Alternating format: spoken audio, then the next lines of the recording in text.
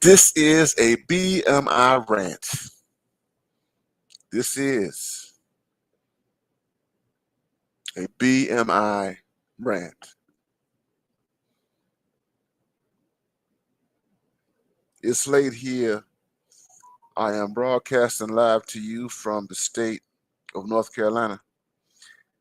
And it is approximately 11:45 p.m. on April the 4th, 2025. It is a Wednesday. We are not far from, I'm sorry, it is a Wednesday. We are not far from Thursday. And I got to get some things off of my chest. You see the thumbnail right there. You see the thumbnail. You see the thumbnail right there. Do y'all see the Negro in the thumbnail? You see that black man in the thumbnail. Just look closely at this black man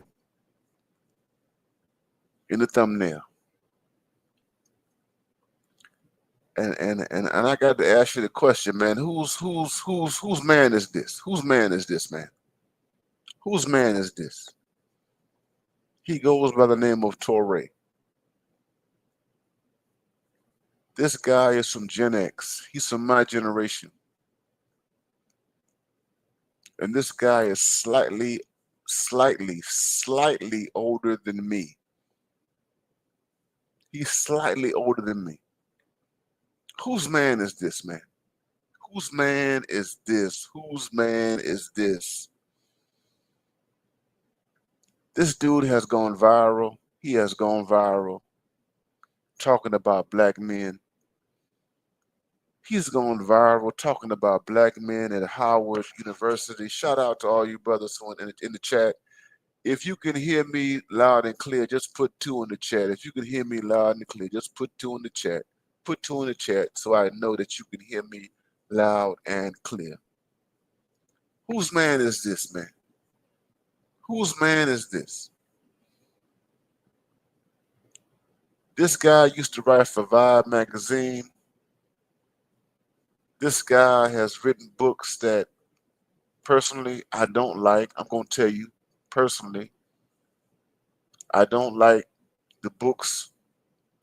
There's one particular book that he wrote over 10 years ago called Post-Blackness, a book called Who's Afraid of Post-Blackness. I've never liked this dude. I'm just going to be honest with you, man. I've never liked this dude, man. I've never liked him. I'm going to be completely honest with you guys. This guy has always been a problem. He's always been a problem. Whose man is this? This guy has been in media. You can see this dude in documentaries. Less than 2 months ago, I saw a documentary on Diddy, Sean Combs, on HBO Max. He was there doing commentary on Sean Combs. This guy is all over the Hollywood set. Whenever there's some type of scandal or controversy, he always has something to say. Whose man is this, man? Whose man is this? Whose man is this? Whose man is this? And he's viral right now. He went viral. He went viral. He went viral. Some of y'all have seen the viral video of this dude talking about the small number of men who are attending colleges and universities, black men in particular. He focused particularly on a elite HBCU, Howard University. Howard University. There are a handful of elite HBCUs. You've got Hampton University, which is in Virginia. You got Morehouse College, which is in Atlanta. You have Spelman College, which is across the street from Morehouse College in Atlanta. And you have Howard University in Washington, D.C. These schools, elite HBCUs, there are over 90 HBCUs, historically black colleges and universities, over 90. There used to be at least 100, but a lot of them, I would say 100, but a lot of them have lost their accreditation. They are no longer certified. So we can't talk about 100 plus HBCUs. We can't do that because they lost their credentials. Whose man is this, man? Whose man is this, man? Whose man is this? This is a rant. This is a rant. I'm biased. I'm biased. I'm biased. Because I've watched this guy. This guy's older than me. He's written about music. He's written about hip hop. He wrote a book about Prince, the artist formerly known as Prince. He does regular commentary on CNN. I don't know why he's on CNN. I don't know why. And he's on CNN doing commentary on politics. I don't understand this. A guy who is an entertainment journalist who writes about music mainly. He made his career writing about music, writing about entertainers. I'm trying to figure out, why is it that CNN has this man, and he's a black man. He's a black man who has devoted his career to writing about entertainers. Why is he talking about politics? I'm trying to figure it out. But you know what? It's not hard. It's not hard to figure out. It's not hard to figure out. It's not hard to figure out. No. CNN, MSNBC, they know what they're doing. They know what they're doing. They will pick, they will select the most milquetoast, the most whitewashed, the least threatening Black American men, and they will bring them onto their platforms. That's what they do. CNN, MSNBC, and any other MSM, mainstream media network, they will bring these milquetoast, whitewashed, non-threatening Black men on their platforms, and they will ask them to do commentary on Black people in general. And in some instances, they will ask them to say something about Black American men. Milquetoast. Milquetoast.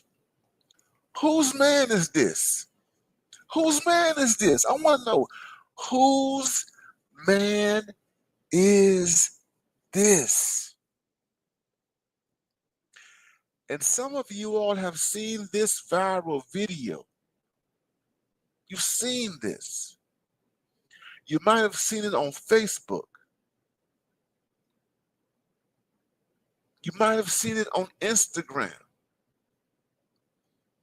You might have seen it on TikTok.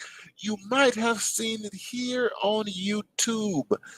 This man right here talked about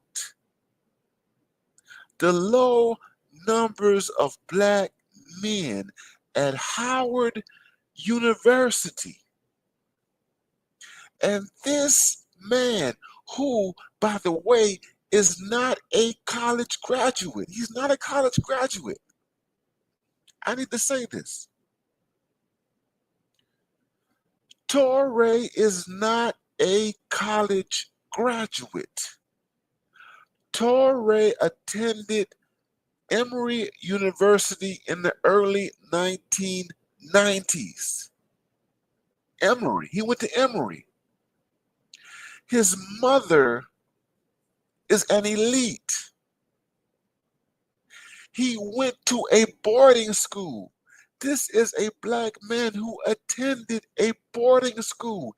He attended Phillips Exeter boarding school. He went to a boarding school.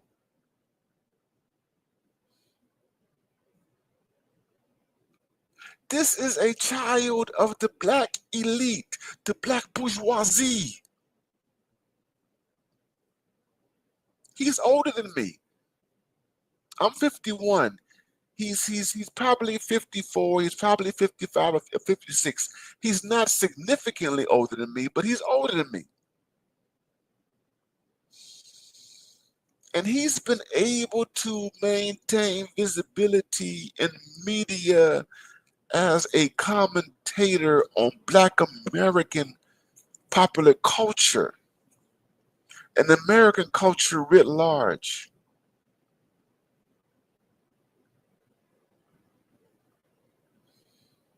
And this man has never,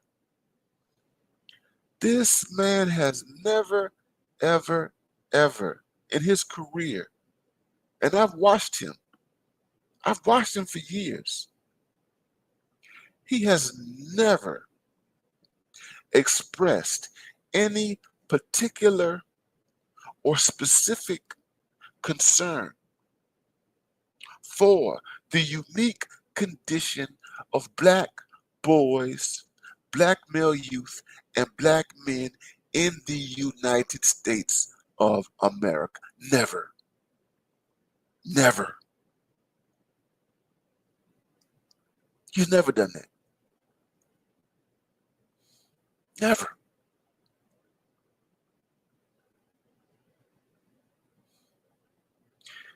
This guy wrote a book that came out in 2011 called Who's Afraid of Post-Blackness? He wrote a book called Who's Afraid of Post-Blackness?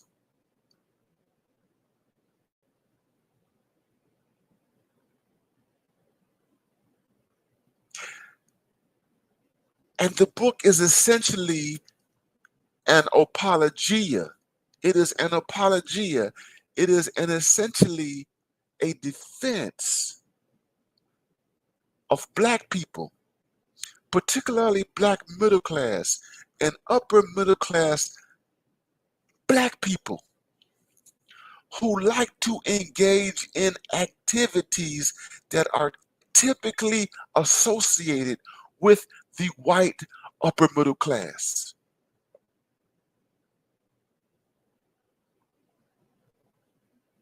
It was a defense.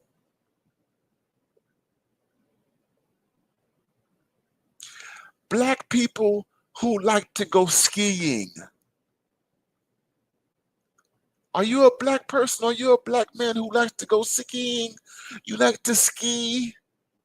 Black people who like to go skiing. Black people, black men who are surfers. You like to surf. You're a black man and you like to surf.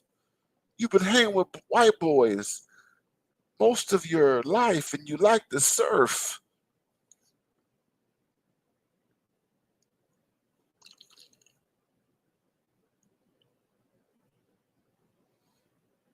Black guys who like to go bungee jumping. You're a black guy and you hang out with white people and you like to go bungee jumping. You like to go bungee jumping. You're a black guy and you like heavy metal music. You like heavy metal. You listen to heavy metal. You listen to grunge music. You listen to, you like Marilyn Manson.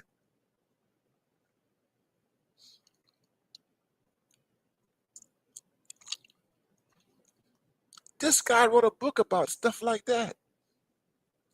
He wrote the stuff. He called it it's post blackness. Who's afraid of post blackness? That's the name of the book that he put out back in 2011.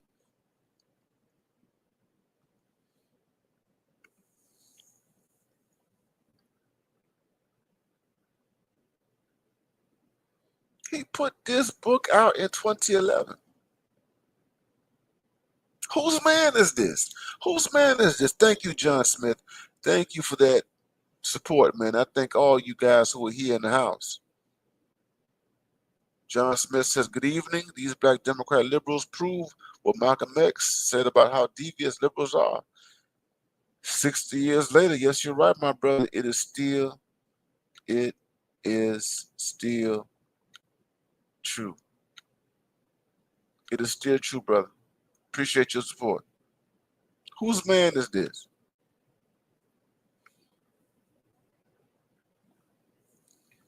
And do you know what this guy had the nerve? He had the nerve. In the short video, he had the nerve to say that the reason why you have small numbers of black men at universities, such as the prestigious Howard University, is because these black men have deficits when it comes down to self-belief, when it comes down to them seeing themselves in college, them seeing themselves on a professional track, them seeing themselves being competitive in relationship to a college curriculum. That it's just a matter of belief. It is a matter of perception. Perception, belief, perception. Oh, no. And it does not stop right there. It does not, you know, he did what we are so accustomed to. He did what you and I are so used to. And that is to compare the situation of black American men with that of black American women. Oh, yes, he did. The comparison. Oh, you here goes. The most educated demographic in the United States is the black female population. The most educated. And the reason why they are the most educated is because they believe in themselves. And they believe in a certain kind of upward mobility. And they believe in going into the middle to the upper middle classes and even to the upper class, those who can make it there. And they have been extraordinarily successful in navigating the American system through higher education. And the primary reason why they've been successful is because they've believed themselves into academic, collegiate, professional success. A bunch of nonsense. A bunch of propaganda. A bunch of nonsense. And what he did was basically what we get all the time, where black women are lifted up as some type of standard, as some type of metric that black men must be constantly and endlessly measured by.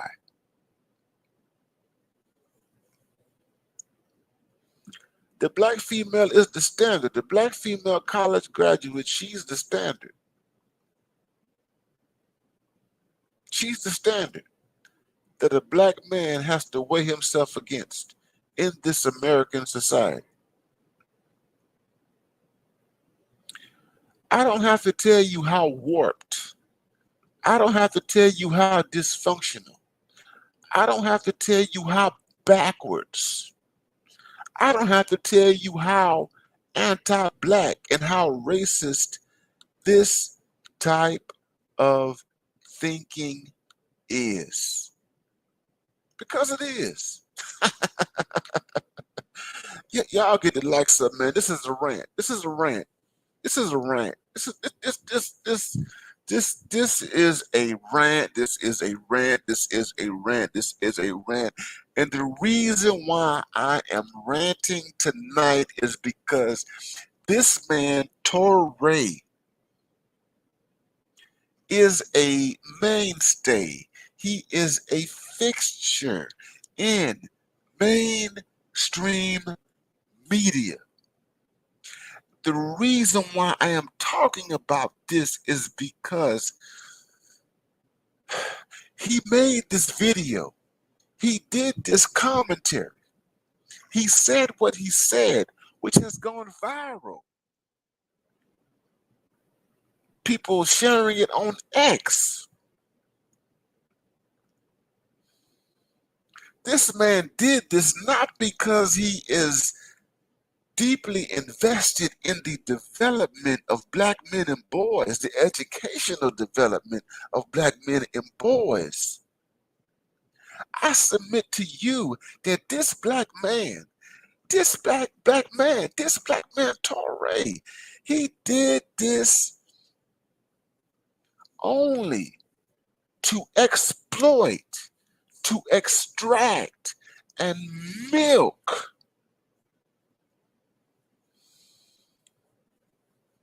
the struggle and struggles of black men for his own selfish gain. That's the only reason why. The only reason why you see that video. If you guys have seen that video, what I'm saying to you brothers, is that this man, you know, this man is a grifter, an ultimate grifter. If you look at MSNBC, if MSNBC ever does any stories on black boys and illiteracy, black boys and their under development, if you see MSNBC or CNN, if you see any of these mainstream networks do stories on the struggles of black men, on the challenges that black men face, on the gaps between black men and other populations in American society, you cannot allow yourself to be deluded into thinking that these people are telling these stories because they really care about black men. You can't allow yourself to be so deluded into thinking that when you watch a story about black boys and their problems and their issues, and ABC is talking about it, and NBC is talking about it, any mainstream network is talking about it. You cannot allow yourself to be deluded into thinking that they're doing this because they have some type of missionary agenda. That's not the case. It's not the case.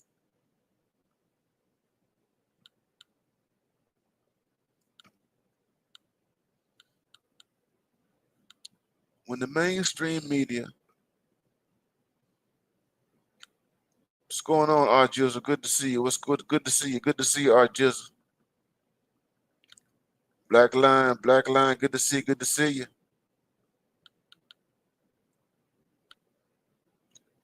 Abuga Kamal, good to see you. Good to see you. Good to see you. Good to see you. Good to see you. Appreciate you here. When these people talk about us in the mainstream media,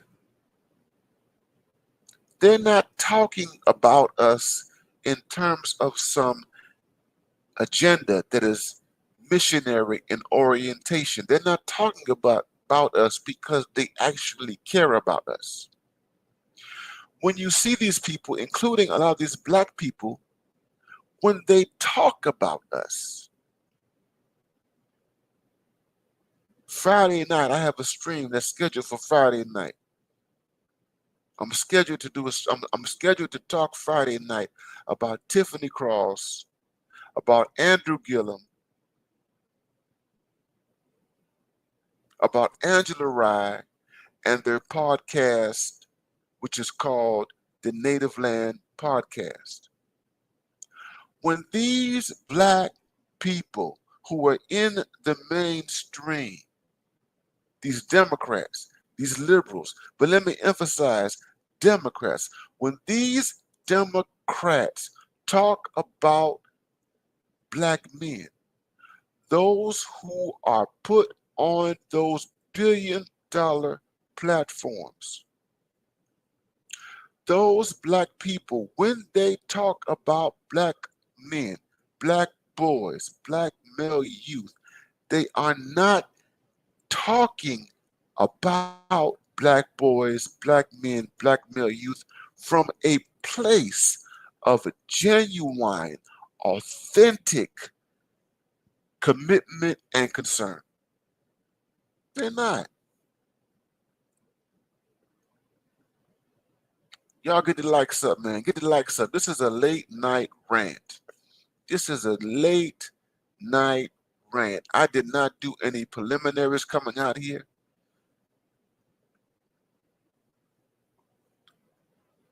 I didn't do any long stroking like the lead attorney. I just came out here and just started talking. This is a rant.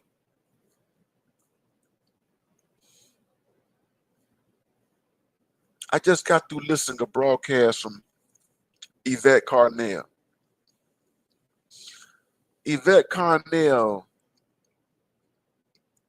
touched upon what I'm talking about right now. Yvette Carnell just did a broadcast this evening where she raised the question, can a community advance or go forward if it is not invested in its men? That was Yvette Carnell. Tonight, this evening, before I came here, I'm listening to Yvette Carnell, American Descendants of Slaves, ADOS. I'm listening to Yvette. I'm listening to Yvette Carnell doing a complete broadcast. Can a community go forward that does not have any value for its men? Can a community go forward which has abandoned its men? And I'm going to add its men and boys. Yvette Carnell.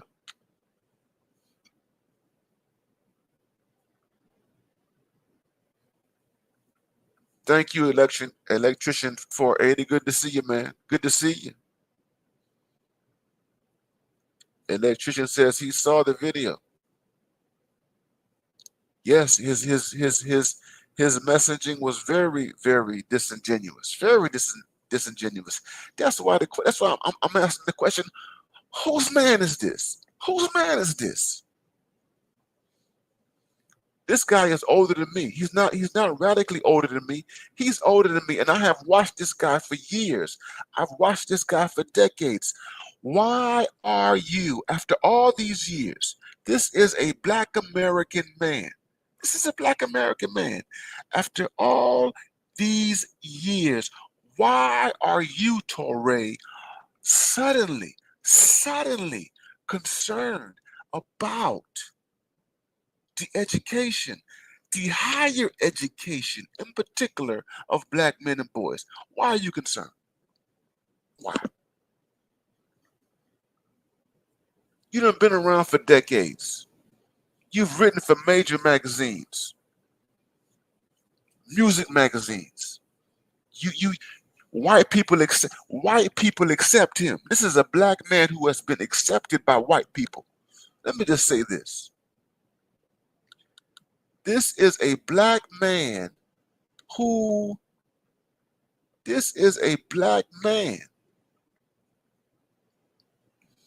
This is a black man who is widely accepted by liberal, in particular, liberal white people.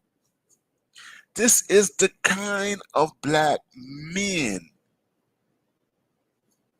I want to say this. That liberal white people, they like. He's the kind of black man that they're comfortable around. Yeah.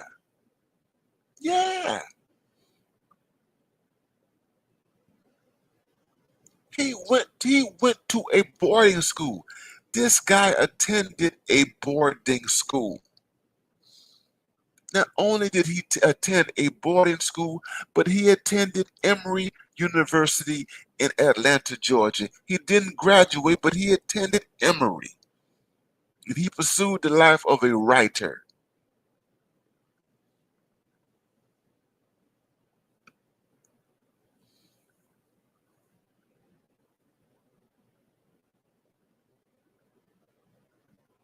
And this guy, I'm going to say this, because it's clear when he wrote this book in 2011 called Who's Afraid of Blackness, or Post-Blackness. That's the title of the book, Who's Afraid of Post-Blackness.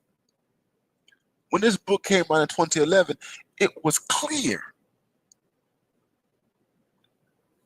that he has some internal issues to work out with his relationship to Black America, the vast majority of Black Americans, Black men in particular. And he even writes about it. The way he writes about Black men in this book, and this book comes out in the Obama era. He is a lover of Obama. That's one thing that you need to understand about Toré. That is one thing you need to understand about Toré. Toré is an Obama stan. This book came out in the aftermath of Obama. Obama is elected in 2008. His book comes out in 2011. And Obama is like all over it. And this man literally says that Black people have no, it's like a post-racial book. It's a post-race book. We have a Black president now. We have a Black president now. Black men can't make no excuses because we have a Black president now. Because white people at that particular time, in certain numbers, accepted Barack Obama. That means that we're in a different age now. This is Toré. This is Toré. This is a Barack Obama book that he wrote in 2011. Who's Afraid of Post-Blackness?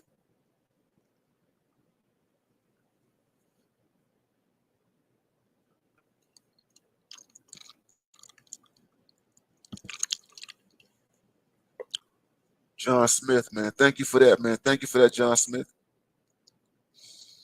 John Smith says, let me get this straight. His liberal buddies and Black women killed my brother's keeper. Yes, they did. Yes, they did. Yes, they did. John Smith, yes, they did. They killed it, which would have helped more of us get into college, but then turn around and say we are deficient. That's what he did, John Smith. This is exactly what he did. This is exactly what he did. This man has feminist sensibilities. This man has LGBTQ sensibilities. He has ultra-liberal sensibilities. He has conservative sensibilities. This is a man who, in his writings, and I've read his stuff, and I will be fair to him and say that he's not a dumb guy. He's not a dumb guy. He's not an inarticulate guy. He's articulate. He's not dumb. He's not inarticulate.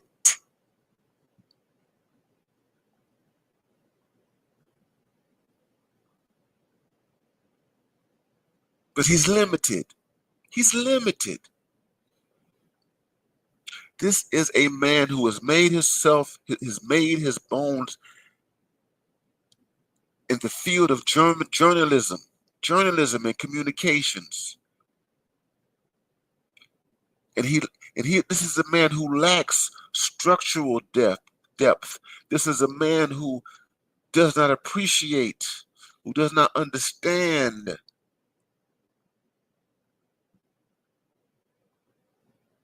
the depths of wealth, the depths of power, the depths of racism and anti-blackness in the United States of America. This is a man who really believes that black men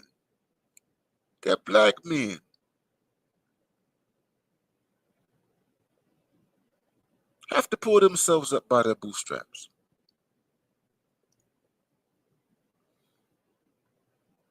And that if black men are not ascending, if black men are not going to college, if black men are not entering into the professions or what have you, it has nothing to do with the larger society or the environment. It has nothing to do with parenting. It has nothing to do with the fact that black society has not invested in black boys and black male youth. It has nothing to do with the hostilities that black men face in this society. If black men are not rising, it's because they have sabotaged themselves. They have sabotaged themselves with the lack of self-confidence, self-belief, all that nonsense. This is Toré. It's Toré. I had to ask myself when I saw that video. I had to ask myself when I saw that video.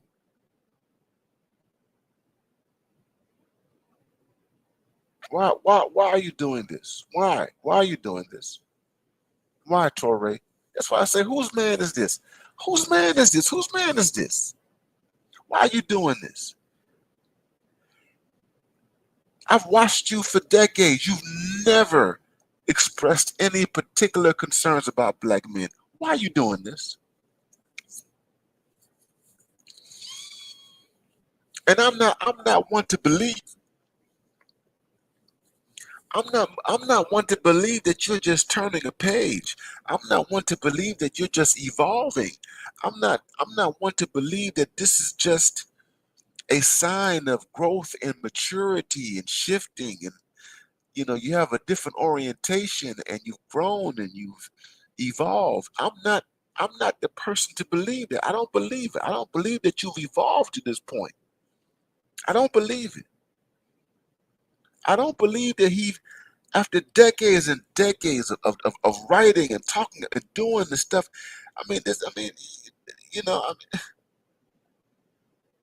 decades and decades of what he's done in journalism, I just can't believe that you have reached the point where I can trust you.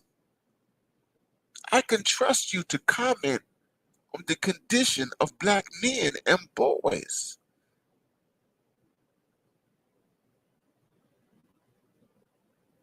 That you're really, really concerned, that you're really, really about that life.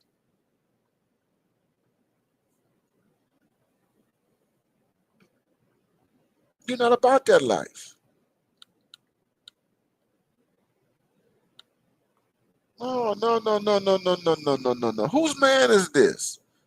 Whose man is this? Whose man is this? Man, you ain't really about this life, man. You ain't about this life. No. You are talking about Howard University, and you are talking about the dearth of black men at Howard University. Because it's a salacious story. It's salacious. Number one, it's a salacious story. In light of Howard University and what it is, and the number of and the grandiose history and legacy of Howard University, and the number of women who currently attend Howard University, black women. Because you got some you have a gynocrat in you. You got a gynocrat in you. Gynocrat in you. And this is why you have to compare in a very narrow and uninformed way black women who are in colleges and universities with black men, many of which are bypassing, many of which are walking around the colleges. It's not that they don't have the capacity. It's not that they don't have the talent. It's not that they can't do it. No, no, no, no, no, no, no, no, no.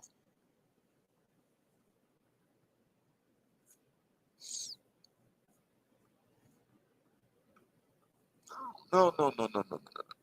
No, you don't want to talk about deterrence. You don't want to talk about everything in this society which deters black men from pursuing in large numbers higher education, college degrees, graduate degrees, professional degrees, so on and so forth. You don't want to talk about the deterrence. What deters black boys, what deters black male youth, what deters black males writ large, black men from higher university / college education. I'm talking about deterrence. You don't want to talk about that.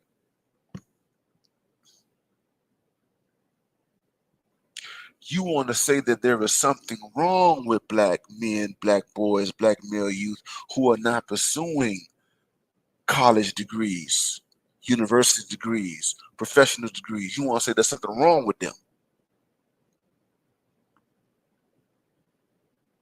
But you don't want to say that there is something wrong with the institutions in this society which literally repel them.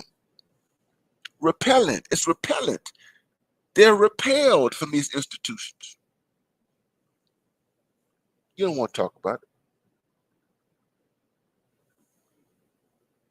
You don't want to talk about it.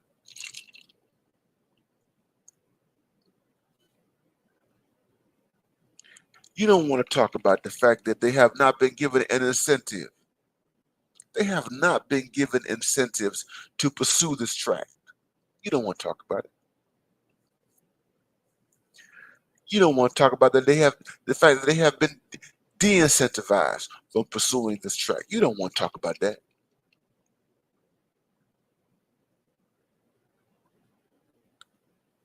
I got Rico, the opinions in the house. What's going on, Rico? Good to see you, man. Good to see you, Rico. Good to see you. Glad that you're here. You don't want to talk about that. Yes, right. You absolutely right. He was a weirdo on MTV back in the day and on BETS. Toré is a weirdo. He is. He's a weirdo. He's a weirdo. What makes him a weirdo? I'm gonna tell you what makes him a weirdo. This is a black man who has never quite fit. He's never found a place, a comfortable place for him within the mainstream of black American culture. That's Torre. He's never he's he, he's never found an easy fit in black society. That's Torre. Never had an easy fit in black society.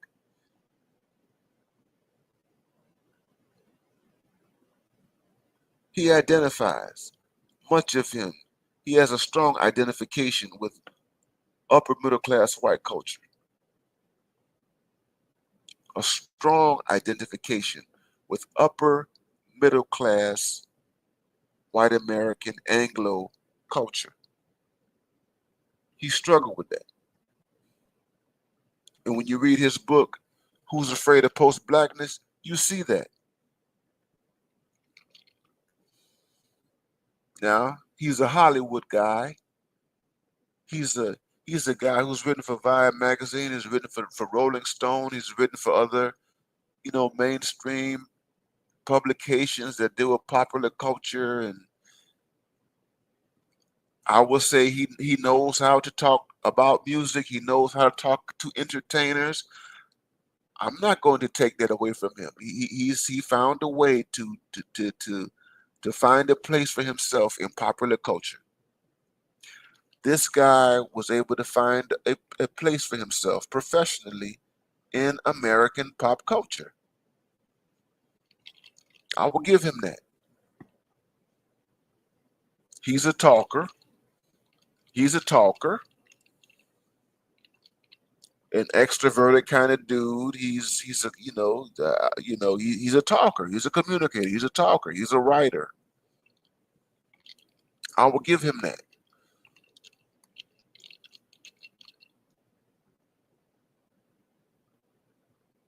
He's an artist. I'm going to say this. He's an artist. He's what some would call avant-garde. Avant-garde. In other words, yeah, a weirdo. A weirdo. He's a weirdo.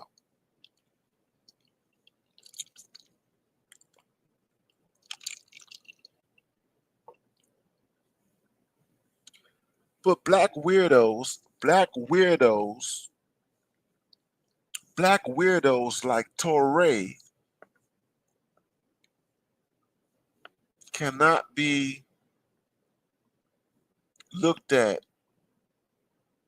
uncritically, especially when they talk about black people, black men in particular. The black weirdo, you got to give the weirdo. You have to have both eyes open whenever you're talking to a black man who's a weirdo.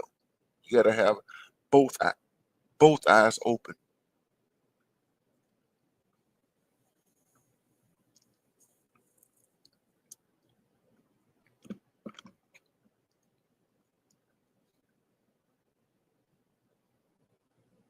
And when I say weirdo, you're a weirdo in the sense that you're the stuff that makes you weird. Here's the thing. The stuff that makes you weird comes from the stuff that you identify with, that you find in upper middle class and upper class white culture. So those guys, and I'm gonna be careful with that. Those black guys from my generation who were into heavy metal, they were into heavy metal.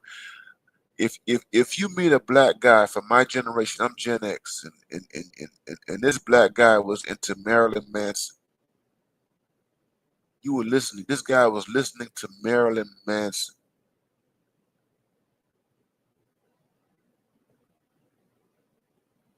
This guy was deep into Nirvana back in the day. Nirvana. And you were listening to all that grunge stuff and all that kind of stuff. Yeah, you and I don't knock you or anything like that. People have their preferences. They like what they like.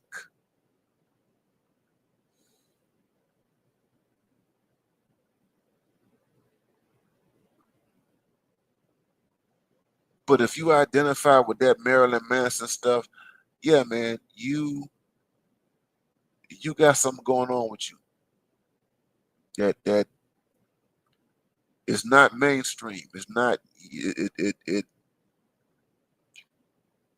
it does put you at a distance from a lot of the sensibilities that you find among the black majority. That's just it.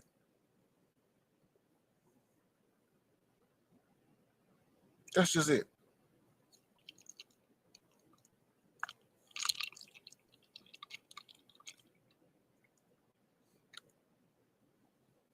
And these guys will say that they're artists. Yeah, they're artists. I'm an artist. That's what they say. I'm an artist. I'm an artist. I'm a writer. I'm a writer. I am Ronald Neal. I'm a writer. I read books. I love all kinds of music. I love to travel. I do all sorts of things. I'm not narrow. I'm not limited. The world is my is is my parish. The world is at my fingertips. I embrace the world as it is. I embrace cultures. No, no, no, no, no, no, no, no. I'm not saying that there's something wrong with them with engaging the world. No.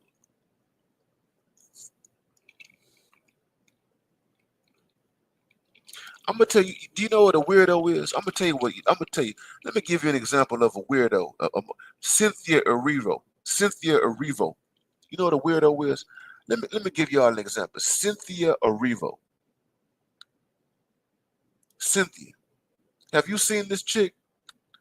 Y'all put a one in the chat if you all have paid attention to the British Nigerian woman Cynthia Erivo.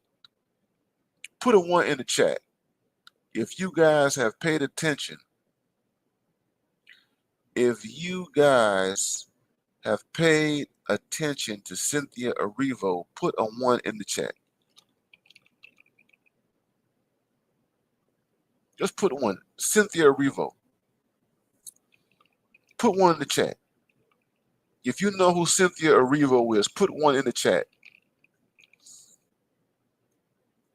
The Nigerian chick, man, from the UK. Cynthia Erivo is a weirdo. She's a weirdo. She's a weirdo. Okay?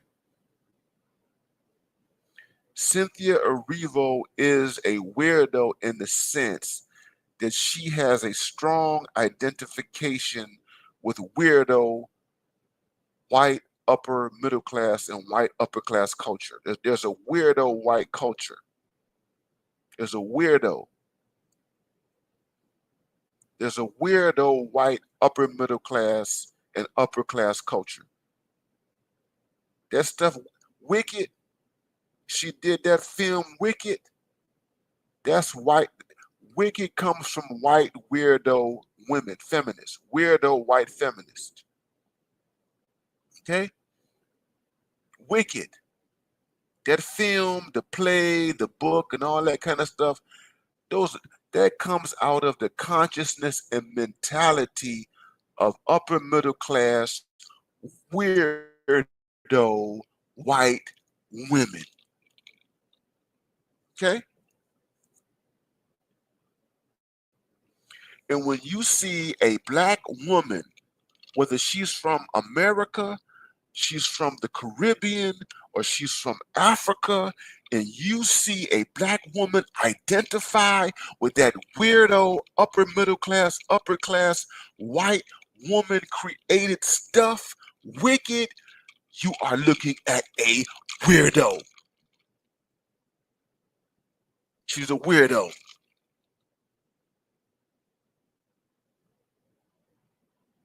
You have embraced a story, a narrative, and sensibility that is completely foreign to the culture that you came out of.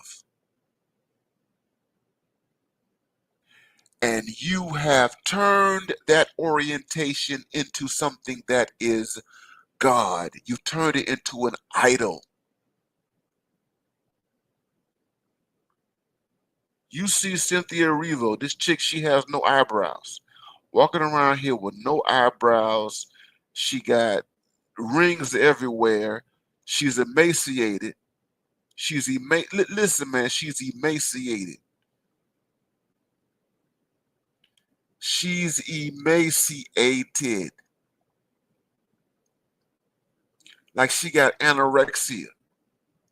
You got to, if you meet a black woman who've been hanging around these weirdo white women and they are anorexic, that's what I'm talking about. They're anorexic. An anorexic black woman who's attached herself to weirdo white feminist culture. This is what I'm talking about right here. And you can there are some black men, you got gay black men who are like that too. You have gay black men. black men who are gay, they attach themselves to weirdo white gay culture. Gay black men, they attach themselves to weird old white gay culture. Lil Nas X.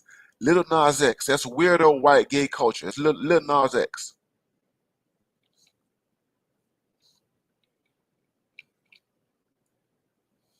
So this dude, that's why I say, whose man is this? Whose man is this? Whose man is this? Toré. Whose man is this? You up here, Toré is talking about black men and education, black men and their self-esteem, black men and their self-concept. Man, whose man is this? You've never talked about black men before. You've had so many opportunities to talk about black men. I don't care. He hung out with Jay-Z. He did interviews. Toré did interviews with Jay-Z back in the 2010s. Toré did interviews. He was enamored with Jay-Z. Jay-Z let this dude in his space, that is Jay-Z, and Jay-Z let him into his world. He was fascinated. This guy was fascinated with the idea of Jay-Z being an ex-drug dealer. He was fascinated with that. He was fascinated. I remember he wrote about this, man. He was fascinated with Jay-Z, man. You know, Jay-Z would rap about walking around with a dope boy knot in his pocket. You know, Jay-Z would tell him, you know, he would have these dope boy rhymes. You know, I got $10,000 in my pocket. I got a knot. I got a 10,000 knot in my pocket. I'm a dope boy in Marcy, Fort Greene. Understand what I'm saying? Brownsville, somewhere in Brooklyn, New York. He was fascinated by that. He was completely removed from that.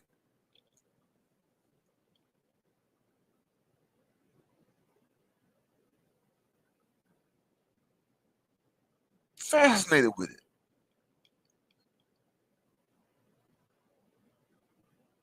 it.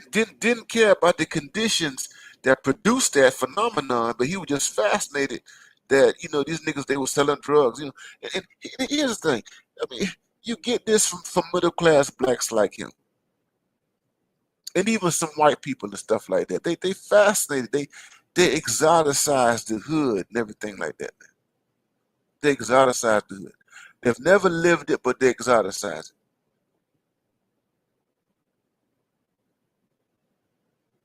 But he was a writer, writing about Jay-Z.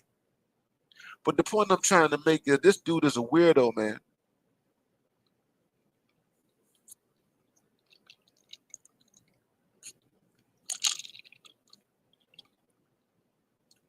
Weirdo. And here's the thing is that I don't believe that these type of blacks should be shunned. The weirdo blacks, I don't believe that they should be shunned. The weirdo blacks, I don't think that they should be subject to any type of discrimination. You do whatever you want to do. You do whatever you want to do. You do whatever you want to do as a weirdo black person. But you have to acknowledge that what inspires you, if you're a weirdo black like Cynthia Erivo or like Toré, what inspires you comes outside of black people. You don't identify. You don't have a strong identification with the majority of black people. You don't. You have to be honest about that.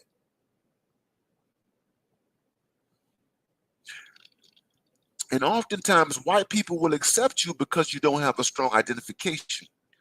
Liberal white people, leftist white people will accept you and embrace you because you don't have a strong identification with the ninjas. Because they know that you don't come from the ninjas. You're not among the ninjas. You see? You see, When white people deal with me, I'm gonna tell you what my experience. When white people deal with me, white people are befuddled. White people are perplexed because when I open my mouth, I don't sound like a white man.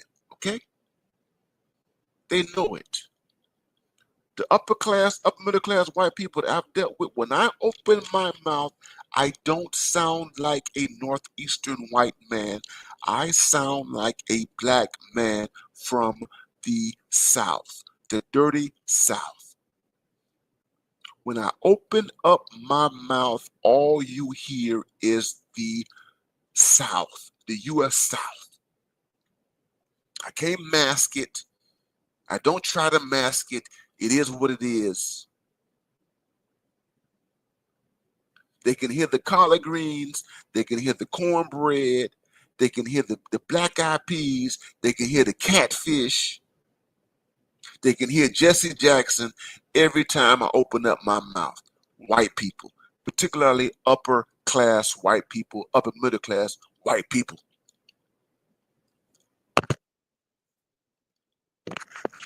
And a lot of times they don't know what to do with me.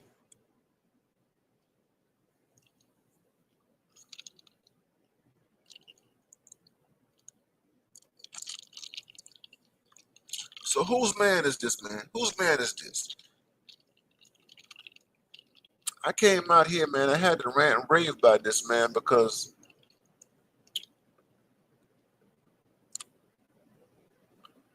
this guy is he exploited the black male experience. He kind of like BLM. It's BLM. This is BLM exploitation. This is what I mean. The way in which Black Lives Matter exploited George Floyd, the way Black Lives Matter exploited all those black men who died. They exploited Ahmaud Arbery. They exploited Michael Brown. They exploited the death of Tamir Rice. They exploited Trayvon Martin. The way Black Lives Matter, the lesbians, the gays, the transgenders, the way in which Black Lives Matter exploited black men over a decade from 2012 when Trayvon Martin was killed to 2022 to the anniversary of Trayvon Martin's murder. They exploited the black male condition, and they did so for the sake of profit. They used the black male condition as currency.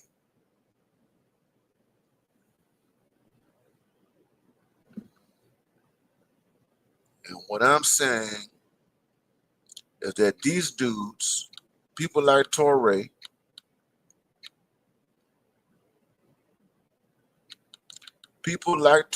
what's up? We got Keep 100 in the house, man. Good to see you, man. Keep 100. Good to see you. Black Lion, yep, he's got that look. Good to see you. Jizzle, good to see you. Just like Black Lives Matter, just like the lesbians used the deaths of black men to advance their own lesbian agenda. The gays used the deaths of black men to advance their own gay agenda. The transgenders use black men. Saint 69, what's going on, Saint Alex 69? The transgenders use the deaths of black men to advance their own agenda. Good to see you, 69. Toré does the same thing. These people are grifters, man. These people are grifters.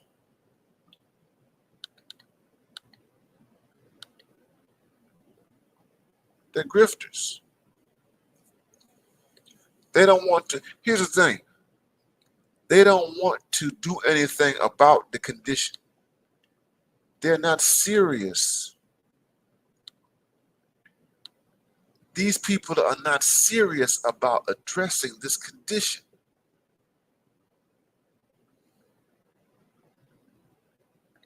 What's going on, CG? Going on, CG? Going on, CG, man? Good to see you. These people are not serious about addressing the challenges that black men face. They're not serious. They're only interested in taking the pain, suffering, plight, challenges, struggles, and tribulations of black men and using them for profit, to advance their own interest. So if you see a story on MSNBC about black boys not knowing how to read, I want you to get this. If you see a story about black men in Baltimore, black boys in Baltimore having the worst high school graduation rates in the country, they're not telling these stories. They're not putting these stories out there because they really care about what's going on in Baltimore. They want to address it. They're doing this because it gives them ratings, because it helps their bottom line. Also, it helps them virtue signal. It helps them virtue signal. It's about virtue signaling. Oh, we care about these issues. Oh, we're connected. We are connected to the Democratic Party. We care about all of this stuff.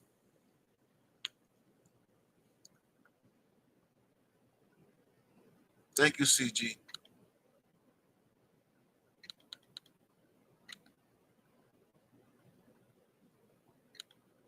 Marcy Projects, absolutely.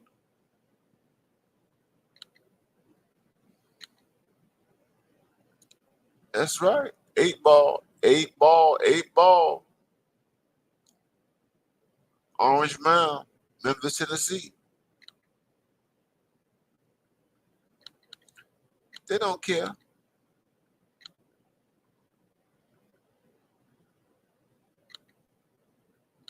We got to see the agenda. And see, the Democratic Party right now, I'm going to say this to you guys. I want you to hear me clearly. The Democratic Party right now is struggling. It is struggling for relevancy. The Democratic Party is struggling. It is struggling for relevancy right now. Universal Black 72, what's going on? The Democratic Party is struggling for relevancy.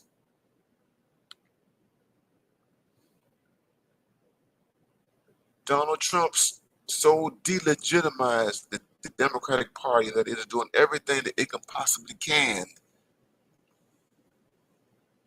to regain its legitimacy. It's doing everything. And the Democratic Party brand is telling the world that it is for the oppressed, telling the world that it is for the underdog, telling the world that it is for the marginalized, telling the world that it is an advocate of those who are powerless. That is the Democratic Party brand. That's their brand. We are for the oppressed. That's the Democratic Party brand. And see, Trump messed them up. Donald Trump messed them up. How did Trump mess them up? Trump messed them up when he was able to get members of the so-called oppressed. When Donald Trump was able to get people who belong to so-called marginalized groups to vote for him. That's how Trump messed them up. When Donald Trump was able to get non-white people, Latinos, Asians, black men, and others, when Donald Trump was able to get non-whites to vote for him, Donald Trump stole the thunder of the Democratic Party.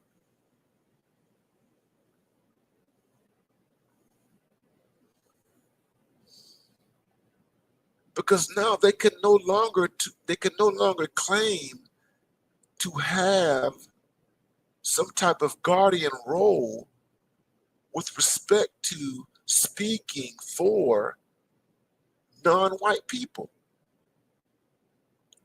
and marginalized, so-called marginalized people. So now what these people are doing now, and they're doing it through media, they are circulating narratives of poverty, pain, and oppression, black poverty, pain, and oppression, hurt, harm, and danger, and all that kind of stuff in order to keep their brand alive. And you have to be suspicious of that. You got to be suspicious. And they will use people like Toré.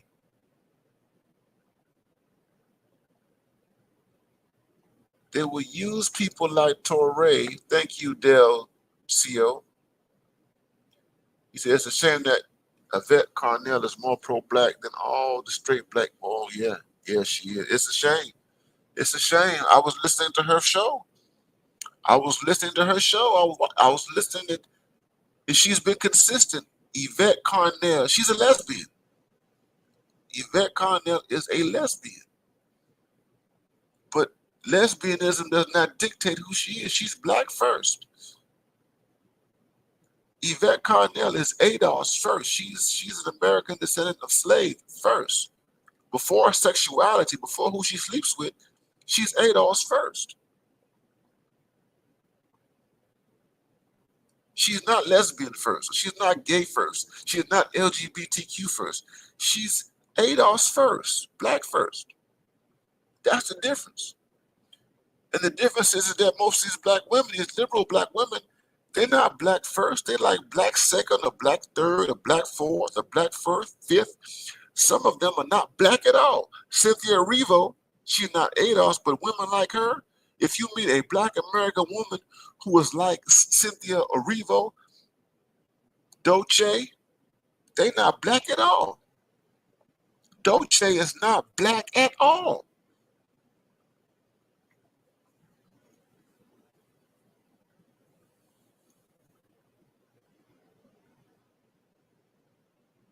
Not black at all.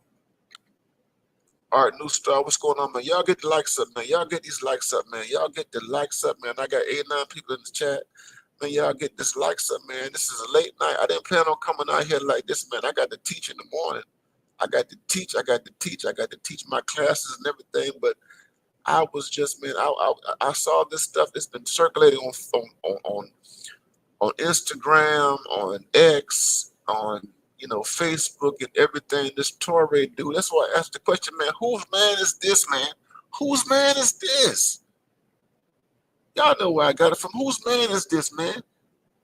This is some New York. Where's Marcus Aurelius, man? This is some New York stuff, man. I got this from my New York brothers, man. Whose man is this? Where my New Yorkers at? Where my New Yorkers at, man? Whose man is this? Where my New Yorkers at, man? Huh? Where my Brooklyn cats at, man? Where my Harlem cats at, man? Where my Queens cat, man? Where my Queens cat? Where you at? Staten Island, man. Whose man is this? Where my East Coast dudes at, man? Who's East Coast dudes, man? Whose man is this?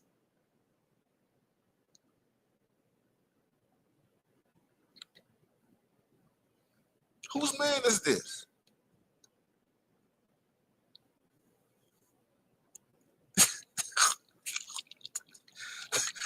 Whose man is this, man?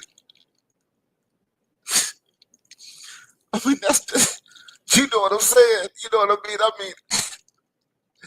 I got to get New York style on these motherfuckers, man. I mean, whose man is this? know what I'm saying? You know, talking about black men, man, this guy's a grifter. He's a grifter. And these people, this is a grift move that you black men that we need to be aware of. They're gonna try to do this BLM grift move again. He's a part of that. You're gonna see more videos like this. You're gonna see these black Democrats who are all of a sudden pro-black. Here's the thing.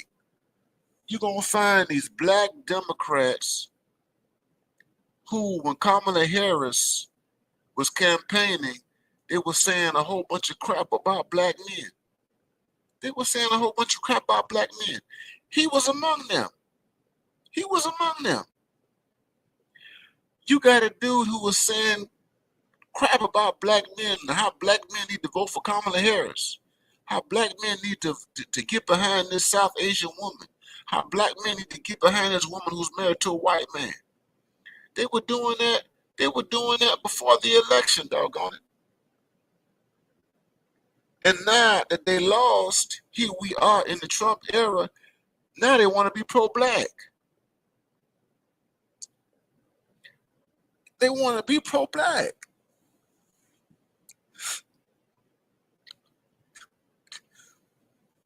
Universal Black 72 said New York is in the house. Is New York in the house? Say what now? Is New York in the house? You know, I'm broadcasting from North Carolina, man. Most New Yorkers, I say most New Yorkers, they got roots either in North Carolina or South Carolina. Most New Yorkers. Most New Yorkers got roots in North Carolina or South Carolina. Raised. The Wu-Tang Clan, all the whole Wu-Tang Clan, they got roots in North Carolina, South Carolina. Big Daddy Kane, South Carolina. I've seen Big Daddy Kane in South Carolina and North Carolina. He performed in both states. You understand? See, we all connected. We all connected.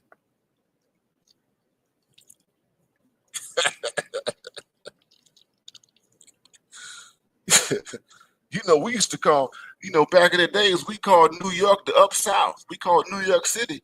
New York City was the Up South. That's what we called it. We called New York City the Up South. It was the Up South. Yeah, because our cousins and our brothers and our sisters, they moved up and they took the South with them to New York City.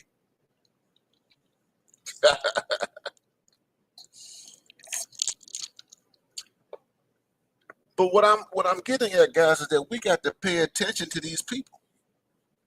We got to watch them. Because now they're trying to do the bait and switch.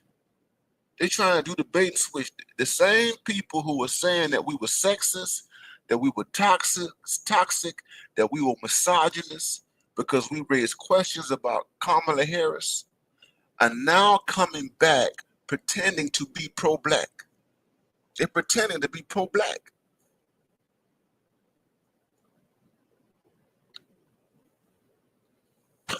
And Toré, he one of them. Oh, now you want to talk black. Toré want to talk black now. Whose man is this?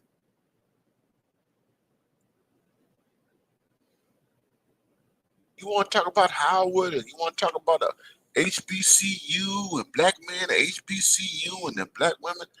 Now you want to talk pro-black now. But you weren't talking pro-black before.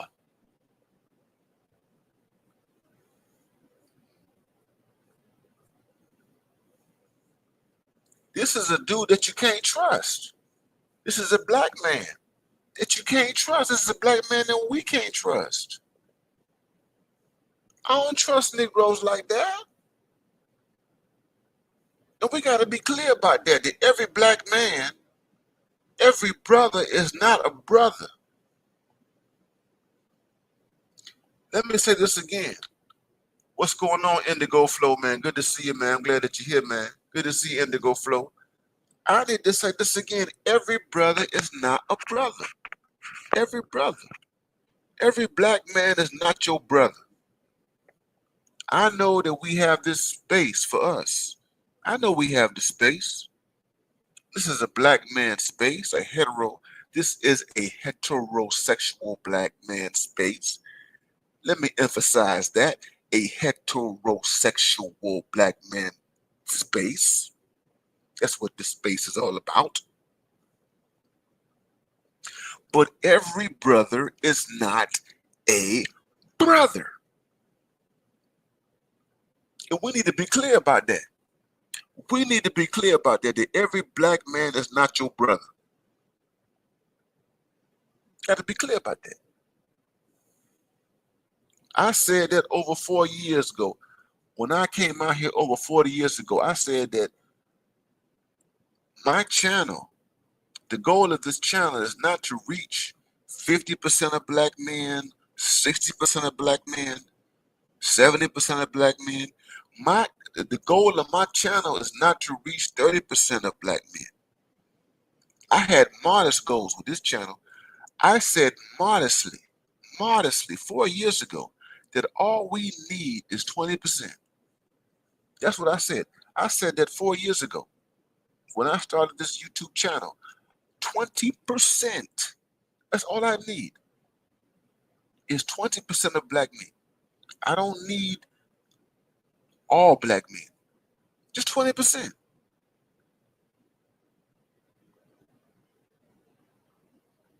Just 20% of black men. And you can change the world. You can change an entire society with 20%. What do you think? What do you think the 80-20 rule is about? What do you think the 80-20 rule is about? 80-20. When you look at the 80-20 rule, the significant number in the 80-20 rule is not the 80, it's the 20.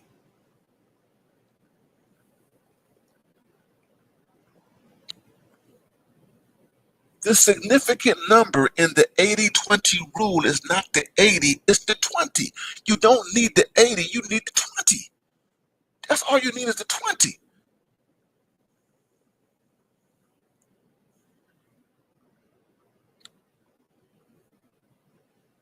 These chicks are you got every woman out here wanting to be with the top 20 or 10%.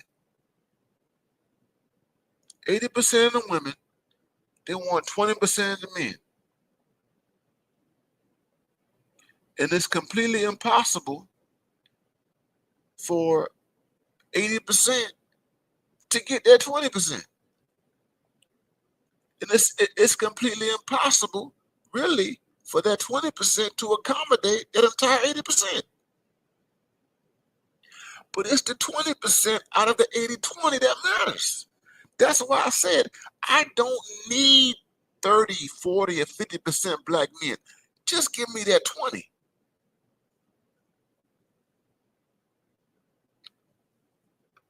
BGS said 11% you're right, the 10 point. Good to see you. Man, y'all get the likes up, man. Y'all get this likes up. Get the likes up, man. It's 1 a.m. on the East Coast. It's 1 a.m. on the East Coast, man. I've been talking a long time.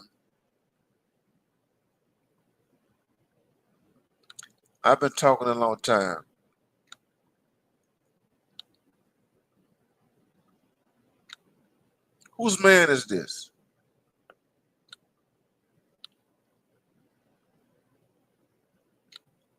Whose man is this? Toré, whose man is this? I want to know that. Whose man is this? BGS says 11% is a 10 point. That's all you need. Whose man is this?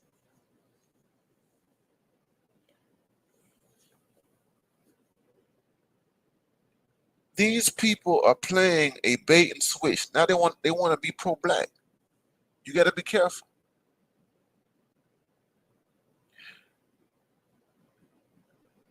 Toré is an honorary black woman.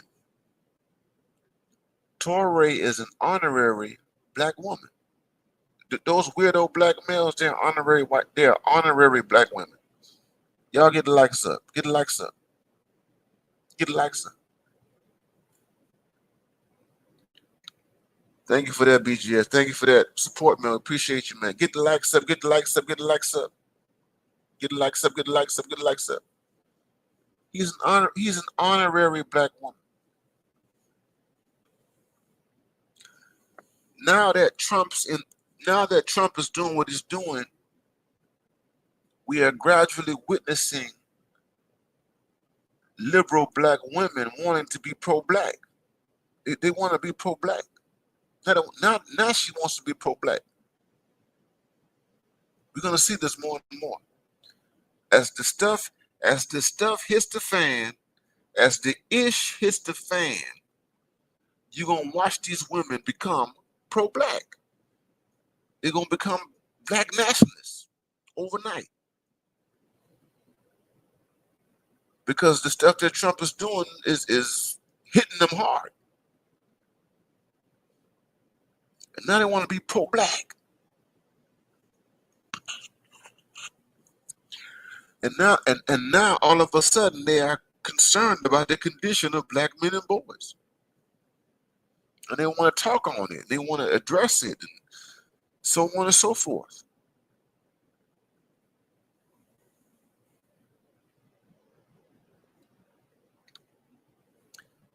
Jizzle says that we are past the tipping point. You're absolutely right. We are past it and we've moved the needle. They're talking about us.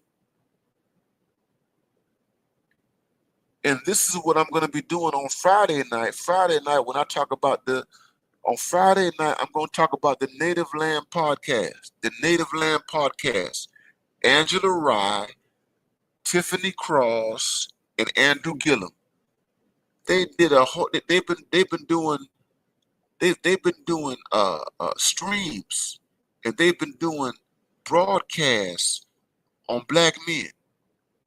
Angela Rye, Tiffany Cross, and Andrew Gillum, they've been talking about black men and black men voting, particularly black men who are voting outside of the Democratic Party.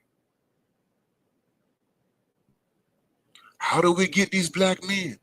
How do we get these black men back? Why are these black men leaving? Why are they leaving? We need to talk to these black men. We need to get them on board. Blah blah blah blah blah blah blah blah blah blah blah. Now they want to be black. Now they want to be black. They want to be pro-black now. Let's look at the numbers. Let's look at the data. Let's look at what black men are being turned off by in terms of the Democratic Party and this so-called quote-unquote messaging. What's turning people away? What's turning them away? What are we doing wrong? Now, they will only go so far in talking about what they're doing wrong. But the point is that they are now having to look at data. Now they're having to consider perspectives that are contrary to their perspectives from black men and black voters writ large.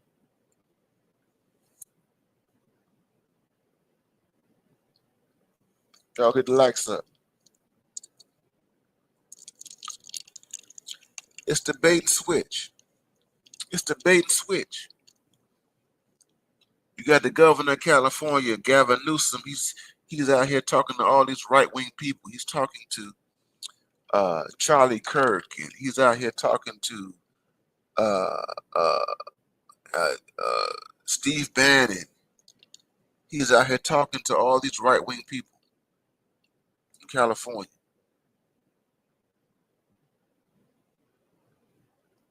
He wants to have a conversation with all the people on the right because he wants to be president. He wants to moderate now. He wants to moderate from his political positions and what he's done in California.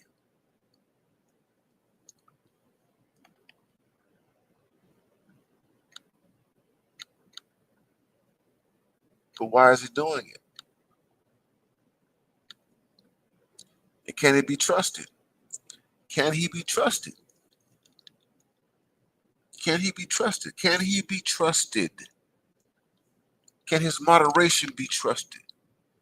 So if he runs, so if Gavin Newsom runs for the presidency of the United States and he is successful in 2028, can he be trusted as a moderate? Or will he do a bait and switch and attempt to govern from the standpoint of the presidency as he did as the governor of California? Would it be just another bait and switch? And that's what we have to be concerned about, the bait and switch.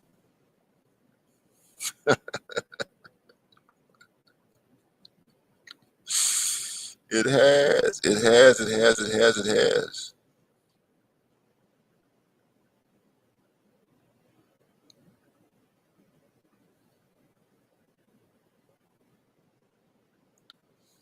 I was listening to Yvette's show, Yvette Carnell.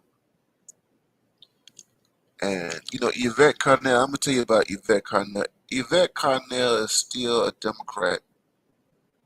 She thinks outside the box, but she's still a Democrat. And Yvette Carnell is really concerned about the safety net. She's really concerned about that. Yvette Carnell, you know, she's gynocentric in that she believes in Big Daddy and Big Mama government. Yvette Carnell, you listen to her, she's a smart woman, but Yvette Carnell believes in Big Daddy and Big Mama government. She really does. If you offer Yvette Carnell some food stamps, she's not gonna turn food stamps down. If you offer Yvette Carnell some Section 8, she ain't gonna turn it down. Okay? If you offer any kind of government social program, regardless of how it's structured, she ain't gonna turn it down. Okay? Especially if you're struggling. So it's a gynocentric thing. I realize now when I listen to Yvette Carnell talk about Big Daddy and Big Mama government, I realize how the sensibility about big government is really a female sensibility. It's really a big. It's a deeply female sensibility. It's deep. It's women. You have women. They really believe that the government should take care of them like the husbands. That thing is deep. It's a deep thing. Um, but apart from that, she was talking about black men. You know, she was talking about black men, and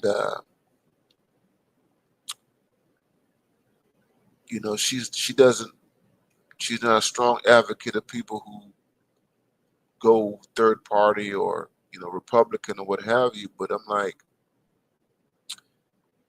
you know, she's scared. Yvette Carnell is really scared right now in terms of the Trump era. She's very, very scared. She's very, very scared about the safety net and all this kind of stuff. And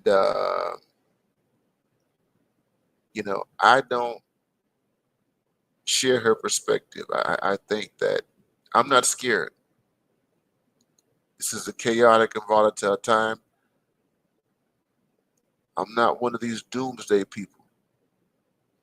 I think that this is one of the best moments in the history of black folks.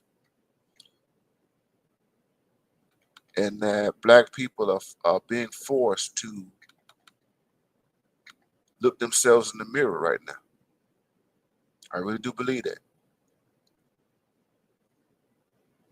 And that Trump and the way in which he is turning everybody into an N-word, he's turning everybody into an N-word. I'm convinced that the long-term effects of that will be beneficial to the United States. I'll just leave it at that. Oh yeah, yeah. Yeah, when you have been introduced to the Black experience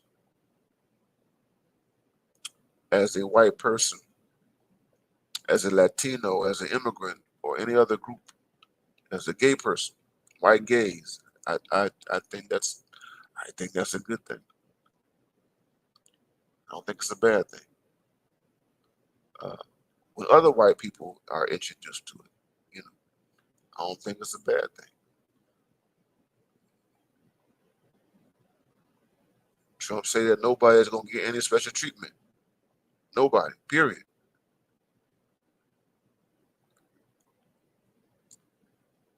I can't say I argue with that. It gives you some clarity about your situation in the world. Uh, and we are living in a moment of clarity right now. This is a moment of clarity. Thank you, Nub Glory. Trump's anti-feminist policies are causing Black women to change their behavior, but competent FBA men have moved on to white. It's moved on to white women. SB, you funny, Nub Glory. That's funny, man. That's funny. That is funny. I think you get it, man. Ah, yeah, yeah. Yeah, they need the patriarchy now. They need the patriarchy. Marcus said they need the patriarchy now. Woo.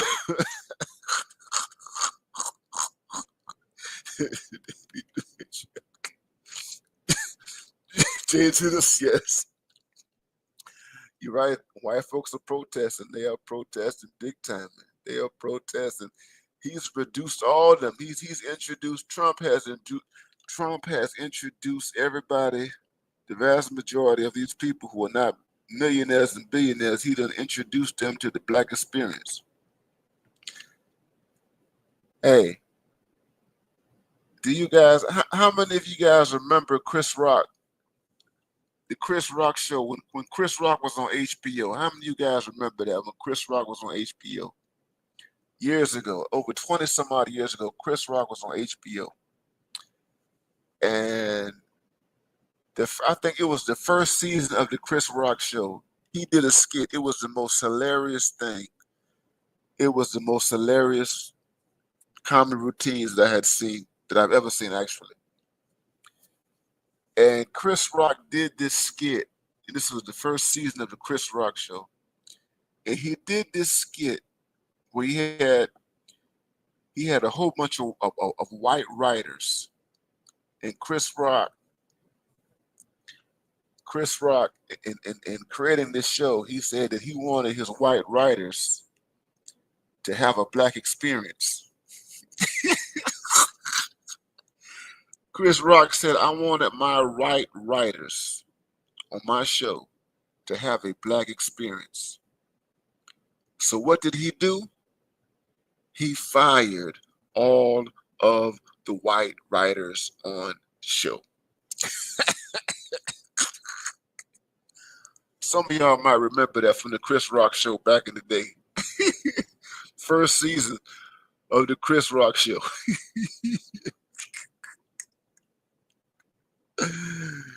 Oh my God, he was given a bunch of white writers, and he wanted the white writers to have a Black experience. And what did he do? He fired all of them.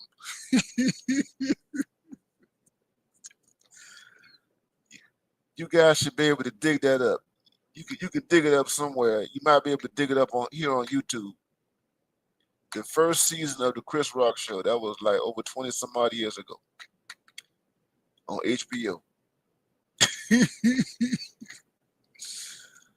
Oh Lord. HBO Max. That's what it was. Oh man. But here's what I'm gonna do, man. I'm not gonna be up here too much longer. I've got 100 people in the chat. I'm gonna drop the link, and I'm not gonna spend too much time up here, but um, the chat is open, and if you want to comment on what I've said, if you want to comment on Toré in the stream, you're welcome. All I ask is that you show your face. I need to know who you are. If I don't know who you are, if I can't see your face or anything like that, get the likes up. Get the likes up. We got 106 people in the chat. Get the likes up.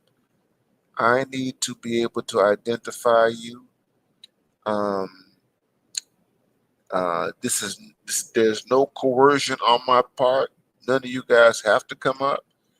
If no one comes up, I'll just end the stream and go straight to bed because I got to get up and I got to teach um, later on today and everything like that. But I've got, yeah. He said, yeah, Pootie Tang. Chris Rock had Pootie Tang, yeah, Pootie Tang. Y'all, you guys remember that Pootie Tang. So the link is in the chat. Yeah.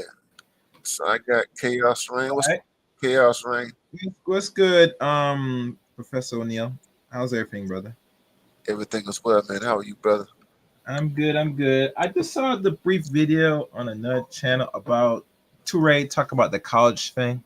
Yeah. And I'm thinking, brother, you might have it easy depending on your background. Not you knowing, but what's in Toré.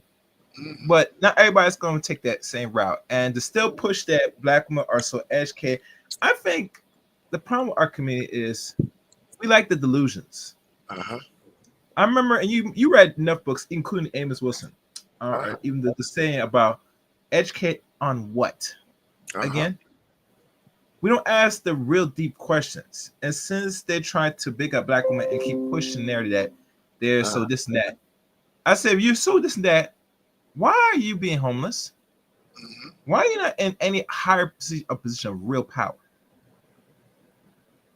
The only reason why you boss black men because black men don't really know themselves and they're so invested in coochie. That's the only reason why you have hope. But when black men don't really feel or invested in all this things that of the control that you have on them, you don't have nothing. And the funny thing about this, right? So they talk about the men. Let's say, because this woman said that these men have kids, right? I'm saying, well, the men that don't really have the kids, they are a little bit more responsible and they're doing much than what they can and probably better, depending on circumstances. But you that have kids by not only some black men but other men, you're not doing that well, sweetie. So Toré might say that just to get some likes for social media, but in reality, we look at the scope of the whole black people in America. That's not the actual facts. And the people that's doing good for themselves. And last time I checked, I don't think Toré works for somebody. Does it work for anybody? Last time I checked, Toré. Yeah, that's a good question. I can't tell you, man. I don't think know so. that. Yeah, I think he bounces around. He might be, he may have an agent or what have you. But I know that he is deeply. I mean, he's an established journalist. Journalist. Yeah, you know what I mean. And so I don't know that world. I don't know how it works. You know what I mean. But I just know that he's always present somewhere in the mainstream. You know, I just recently saw on HBO Max, man. On HBO they have a documentary on Sean Diddy Combs, and he was one of the people who did commentary on Diddy, you know. And I keep seeing him popping up. I keep seeing him popping up on social media in these videos, you know, on Instagram or TikTok, you know, addressing stuff. You know what I mean? So apparently he is connected to somebody who controls the algorithm. I'll put it like that. And the funny thing with Toré, to a lot of black women don't know, this man is not even married to your black ass. So what that tells you. But you, anybody that follows Toré and likes him say he doesn't think the importance of breeding and procreating with you black women in America. What that says, what that really says. But you see, black women don't. They give these jokers or these men a pass. You get me? And I like Key One said, they educate women with illiterate sons because the sons are designed to be illiterate because it's control. And let's be honest, some women that are educated, we gotta really check their credentials, how educated they are. Because how well can you read, baby? How well can you write or do the basic stuff? Because last time I checked, you ladies don't do not that even good yourselves, from what I'm hearing. So it makes me wonder the degrees you have are things that anybody could attain because it's not worth anything in the market unless you're a doctor in the field. And most black people, let's be honest, we look at the percentage. If we do go to school, the highest we'll go is a bachelor's. Oh yeah, yeah. If we finish, so we don't go anything beyond masters and PhDs. And let's be clear, not all PhDs are designed the same. No, let's keep it real. Yeah. And so the thing is that only 30%. Here's the thing. So you got only 30% of the American population has a college degree or higher. And that is also true with Black Americans.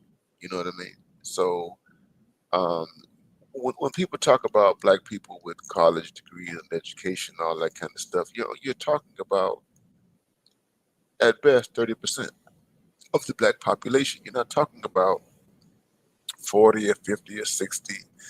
The way we talk about it, here's the thing, the way we talk about Black women in college degrees, you would think that like 60 or 70% of Black women are college educated, but that is far from the case, okay? Because if the college educated population it is at 30%, then you can't talk about Black people as though you have this large number of people who have these degrees and what have you. It's just not the case. The vast majority of Black people are like working class, and lower middle class. That's the vast majority of Black people, and that's the one thing that it throws the entire country off. You know what I mean? Because we have these extremes. So on one extreme, we talk about Blacks who are among the lower class. Whenever you talk about Blacks who are involved in crime and street activity and stuff like that, Keisha and Pookie, whatever you want, or however you want to frame it, you got them on one end, and then you have the educated people, those who have college degrees and higher on the other end. But you miss the middle. We are always missing the middle. You know what I mean? And the middle tends to be the majority. That's the majority. You know what I mean? And so we have a very skewed understanding of Black folks. Let me say this. Abuki Kamal has a YouTube channel. I want you guys to check out Abuki Kamal and his YouTube channel here. He's placed it right here in the chat. Abuki does very, very good work. I support his channel, his content, and what have you. Abuki is responsible for my avatar. Y'all see the avatar? The BMI, all the BMI logos that are on my channel. Abuki is responsible for my logo. So this brother does great work. I support his channel. He's a friend of this channel, and I appreciate him. So you guys who have not subscribed to his channel, y'all check him out. His stuff is in the chat. Thank you, my brother. Yeah, go ahead, brother. Okay, yeah, and thanks, Kabuki. Yeah, Dr. Neil. Most Americans are working class, and we could even go as far as working poor, depending on your situation. And the reason why a lot of Black folks that still fight it or don't think it's important that we need reparations is you're not gonna come out of this. You get me? If we look at where we're most employed, since most people are still pushing the college route, which that's their choice, you're pushing the route that you're looking to work for somebody else. Yeah. And we already know the time we're in now. Those days are slowly disappearing. You Mm-hmm. get me? So Yes. I'm always have my eyebrows raised and drawing serious red flags when I hear people, and I know they do it in good faith. I understand it, Mm-hmm. but black people are stuck in the same mindset, and the world, especially in the West, has changed drastically. Yeah. 'Cause Oh yeah. we already know they don't hire black people already, Yeah. and the little jobs that we have now, they're trying to slowly take that away. And not Uh-huh. say we can't fight for them, but they're doing it now.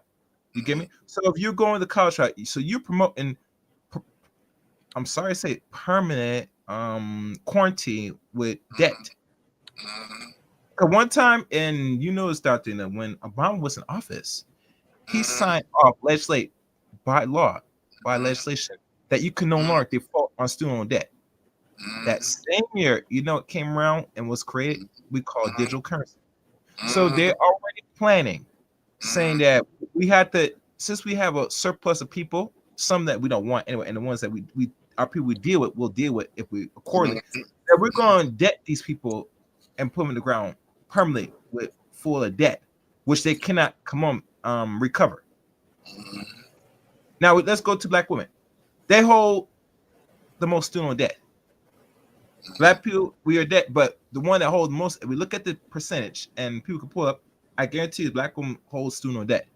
So how the Yeah. hell you're progressing and you're in debt? A lot of people say debt is good. No, there's certain debt that's good, but not something that you had to go to school for. No, no, no, no, no, no, no, no, no, no, no, no, no. You can't. I mean, and Yeah. thank you, Kabuki, for that contribution, man. My pleasure, man. I appreciate everything that you've done for this channel and everything, and all your support, man. And you're there, man. You got the wrench and all of that, my brother. I really appreciate you. And again, you guys subscribe to Kabuki Kamal's channel. He's got excellent content, and this brother has contributed to this platform right here. You see it right here, the avatar. He's responsible for my avatar. All right. This is the man right here. All right. So y'all support that brother right there, man. Y'all go over to his channel and subscribe. Okay? Subscribe. Um, yeah, so I mean, and that's the other thing. So what no one talks about is the debt. Um, and no one talks about the fact that they're earning degrees in fields that typically are low paying. They're not high income fields. So you have women, black women are getting, bachelor's degrees in early childhood education. They're getting degrees in psychology. They're getting degrees in education in general. You know, um, they're not going into, um, science, technology, engineering, math. They might go to law school in terms of professional education. If they do PhD work, they're doing PhDs in education, they're doing PhDs in the social sciences or the humanities or what have you. Um, and I mean, they're not going into fields that guarantee high income. You know what I mean? And so that makes a difference as well. And so you're going into fields that don't guarantee high income, and you're also coming out of school with, exorbitant debt. You know what I mean? And that's you know, that's a reality that you have to really, really deal with. You know what I mean? It's not like they're doing with South Asians. So South Asians and Nigerians, you look at Nigerians, you look at Africans. Africans are getting degrees. Africans are going to medical school. Africans are doing engineering. Africans are doing chemistry. They're in the biological sciences. The Africans in general, and this, like I said, it's just in general. When they come here from the continent, um, they're when they invest in education, it's for the sole purpose of high income. You know, and then you have the South Asians. The South Asians and the Asians, but particularly the South Asians, they outperform white people in this country, even though white people, outnumber them. But in terms of income, in general, they outperform white people. Why are they performing white people? Because they're in tech. They're in tech. They're in science. They're in engineering. They're in all that stuff. You understand? And so, we are not seeing that on our end. You know, and yeah, there's a whole economic bag there because the women are coming out with all this debt.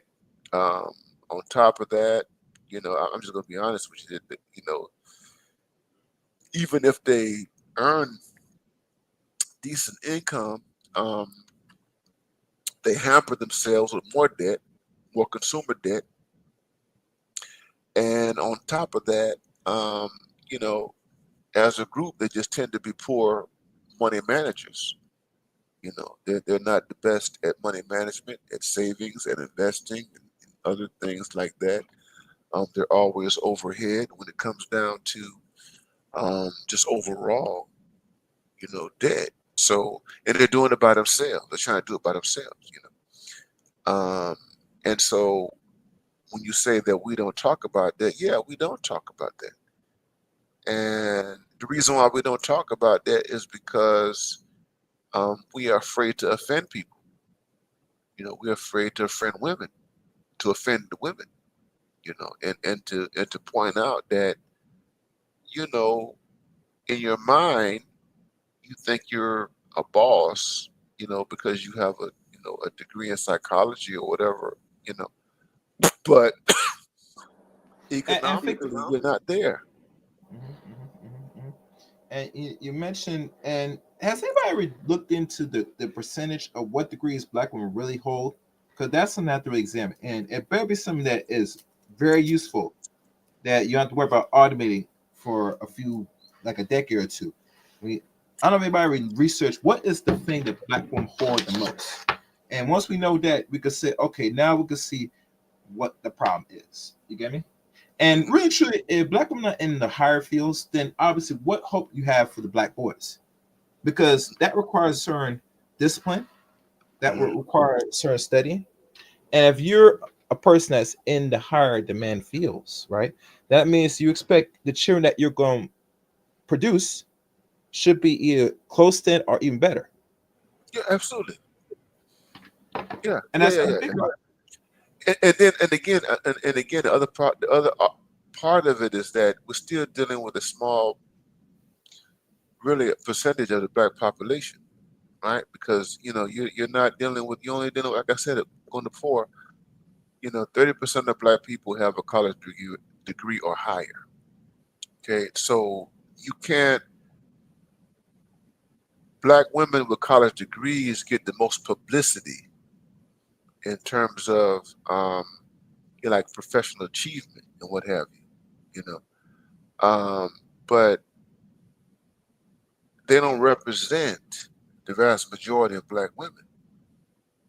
So the vast majority of black women who have jobs and work, they are typically working class. They're working class or they're lower middle class. You know, and these are your people who are not going to college. These are your people who might go to a 2-year school or what have you. And yeah, you know what I mean.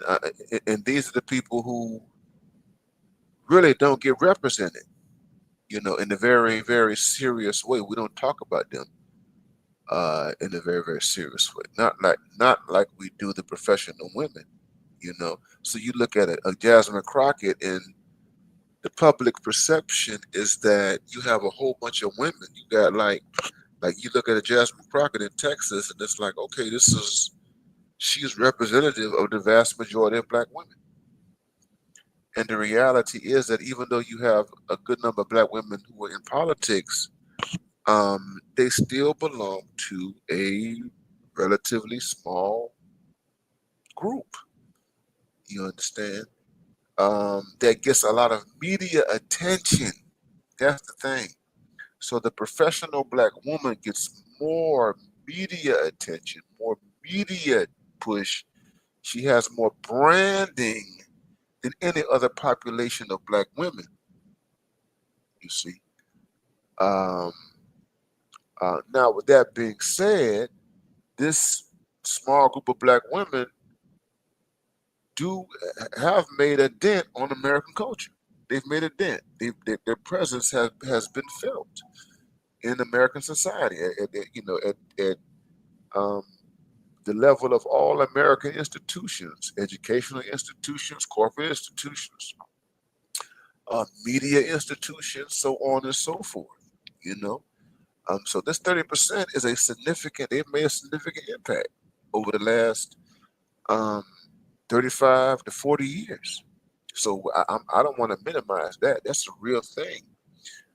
Um, but the marketing that they have received over the decades can easily mislead one to think that their numbers are much larger than what they actually are. Like and you see this in social media. So when you look at the social media and you have these women talking about black women bawling out, and who was this? One of these women, these dating coach women, was saying that black in Atlanta, that black women are running circles around black men. What's her name? I can't think of her name. And I think no, you're talking about. I think it's Rebecca Lynn Pope. Yeah, Rebecca Lynn Pope. Yeah, Yeah. and she's She's a marketer. talking.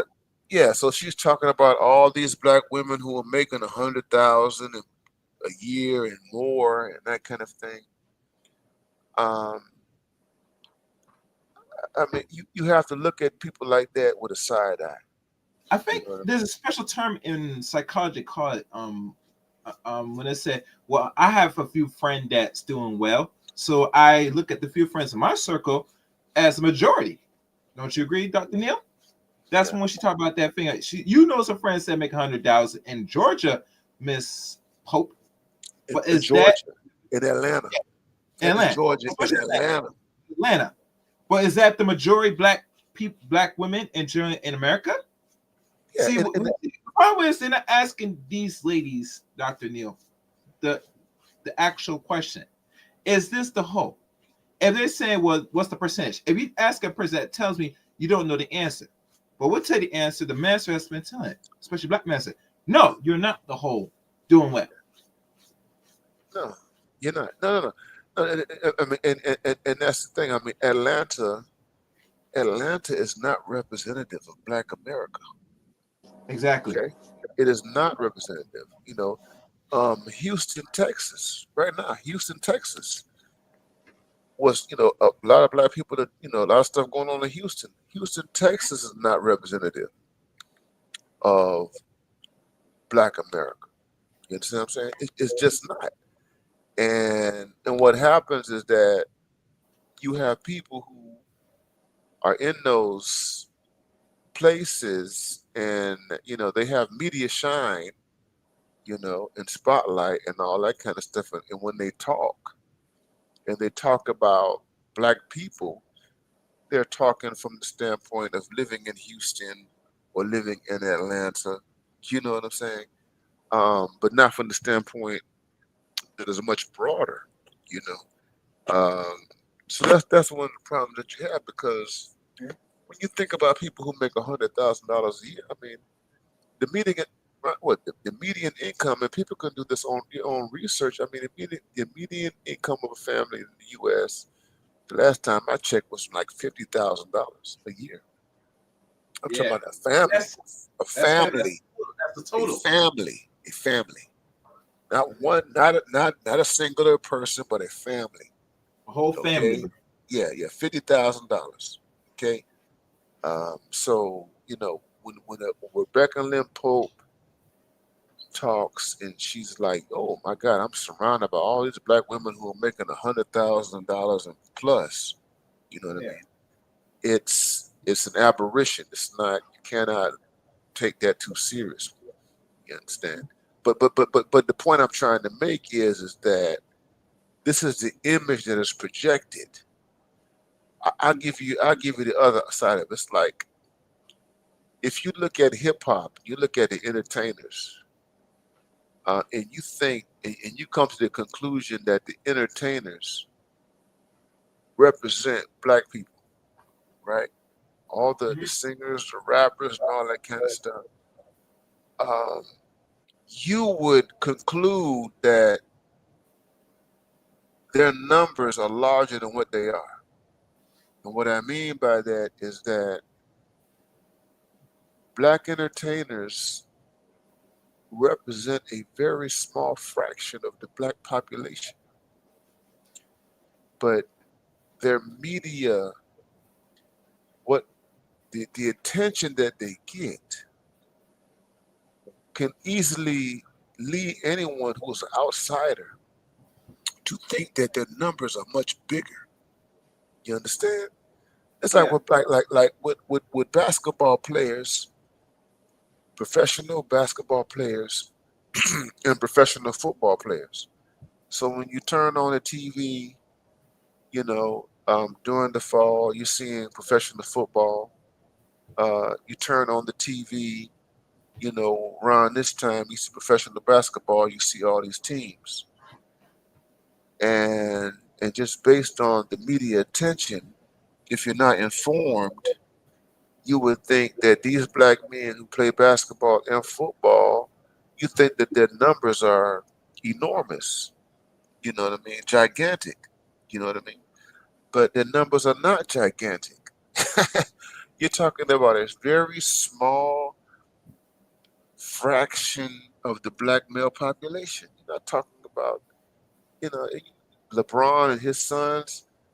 This is a minuscule number of people who get a lot of media attention. But the attention is so enormous that we think that the NBA, consists of like hundreds and hundreds of thousands of black men, or the NFL consists of hundreds and hundreds of thousands of black men, which it doesn't, which they don't, or millions of black men. That's why we get so caught up talking about basketball players and football players and stuff like that, and especially the women, they get caught up in the personal lives of these basketball players and football players, as though they represent the general black male population, and they don't. And they don't. Yeah. They I don't. find I find it to be repulsing, to be honest with you, and it lets you know, saying, for black people in their mind, for them to make it in America, they have to Uh-huh. be in the entertaining field, i.e., singing, dancing, sports, all form of sports that we reside in their mind, especially to black women. If you Uh-huh. don't get to that point, you're not really making it. Yeah, and that's what it goes back to this stream on Toré. Mm-hmm. Toré he made a big deal out of black men not being on a college campus. Mm-hmm. He made a big deal about black men and their numbers being so minuscule at Howard University, Mm-hmm. as though this represents some type of character flaw or deficit on the part of black men, right? And my perspective is that no, it's not a character flaw on their part.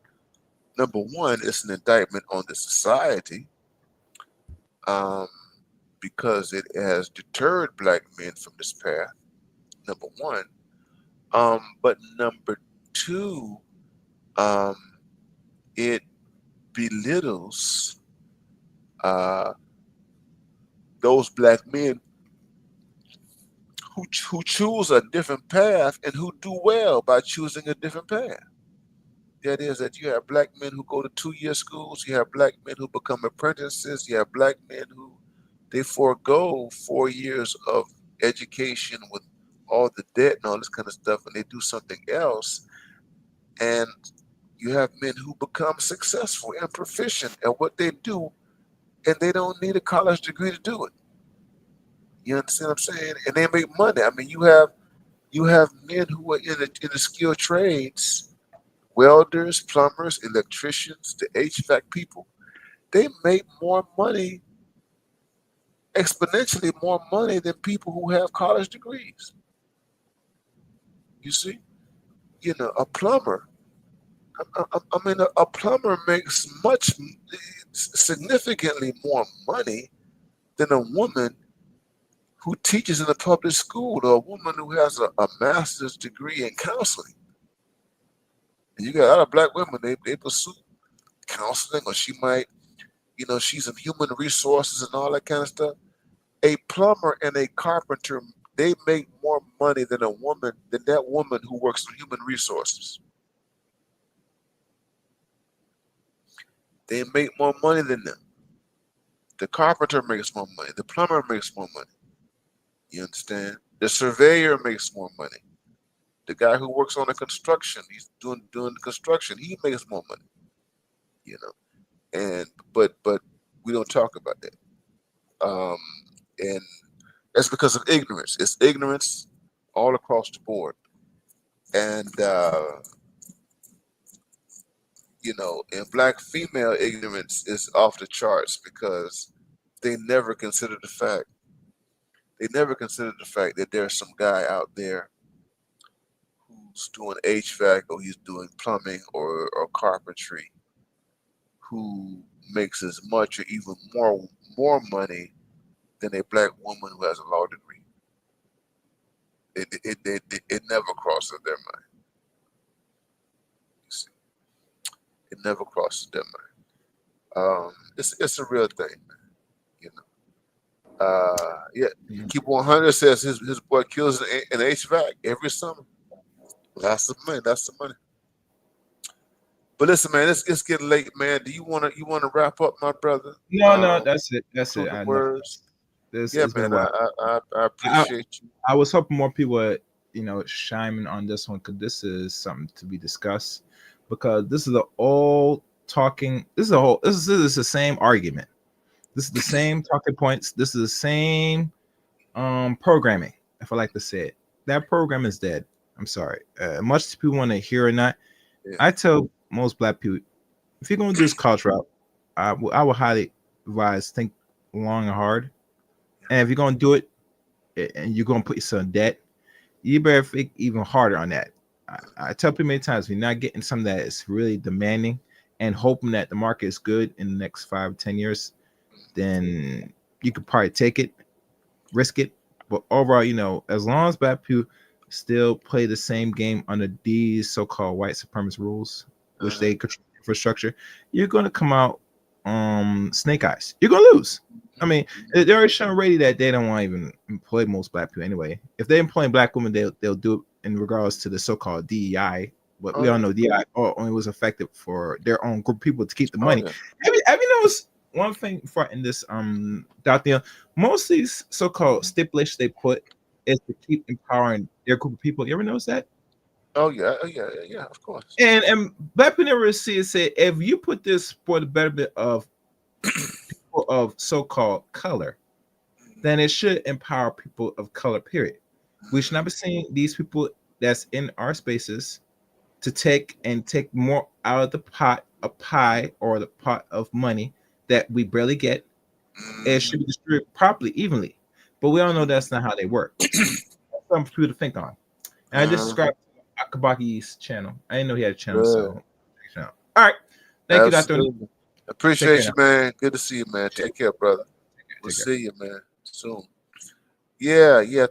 Appreciate Chaos Reign and everything like that. I appreciate all you guys for coming through, man. I just I needed to rant, man. I need to get this off. Cause I was just really bothered, man. Normally I'd be sleeping at this time in the morning and everything like that.